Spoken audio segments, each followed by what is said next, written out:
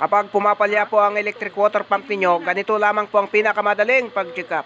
Kalasin nyo lamang po yung cover dito sa likod at ikutin nyo lamang po itong panyang ito. Kapag po smooth kong ikutin, yun po ang normal. Kinakailangan madali lang pong itong ikutin. Pero ito po ay medyo mahirap ikutin, kaya automatic kalasin na po natin, automatic na bearing na po ito. Kapag po kasi inaandar nila ito ay umuugong pa ng medyo matagal sa kaandar. Yun po ang naging problema, mahihirapan pong ikutin ito dahil nga po na bearing na. Kapag pinabayaan na ganun lang, ay nako, ang susunod masisira ang kapasitor at itong magnetic wire niya. Bale, dalawa lamang po ang bearing ng ganitong electric water pump. Itong bearing na ito, okay pa. Ang problema, itong isa ang na bearing. Ayan, itong tinuturo kong ito. Kaya kinakailangan pang ito ang baklasin natin. Kinakailangan 4 na tornilyo pa ang babaklasin. Saka itong impeller niya para walang sagabal. Saka palitan lang itong bearing na ito.